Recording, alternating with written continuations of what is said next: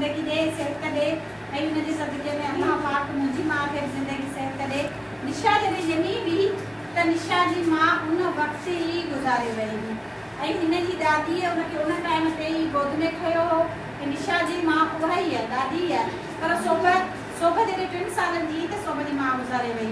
ठीकु आहे, सोभ जी माउ गुज़ारे वई। हुन खां पुछो सोभ जॾहिं घर वञे थी त सोभ जी मामी आहे, सोभ जी नानी आहे, सोभ जो ख़्यालु रखनि थियूं, सोभ खे मानी बचाए खाराइनि थियूं, पर सोभ पंहिंजे घर में पंहिंजे 2 भाउ ऐं पंहिंजे ॿिए सां गॾु रहे थी। ऐं सोभ खां अंदाज़ो लॻाराए सघूं था त केॾो इहो वक़्तु ॾुखियो आहे। जिथे माउ न हूंदी आहे उते केॾो वक़्तु ॾुखियो गुज़रंदो आहे। इन करे ई आउं सोभ खे चवंदी आहियां त सोभ आउं बि तुंहिंजी माउ आहियां। ठीकु आहे, चवंदी आहियां न सोभ खे, हमेशह चवंदी आहियां कि सोभ आउं बि तुंहिंजी अम्मा आहियां। ऐं अव्हां हमेशह सोभ खां इहो पुछंदा करियो, कॾहिं कॾहिं अव्हां सोभ जे घरां चकर बि लॻाईंदा करियो ऐं वञी ॾिसो त माउ खां बग़ैर घर कीअं आहे।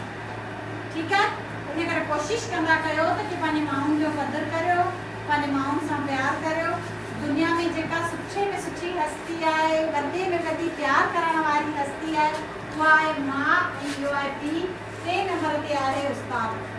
ठीकु आहे, त कोशिशि कंदा वञो त कि पंहिंजे माउ जो घणे खां घणो ख़्यालु रखंदा वञो। ऐं सोभ बहादुर छोकिरी आहे, सोभ हिमत वारी छोकिरी आहे, निशा बहादुर छोकिरी आहे।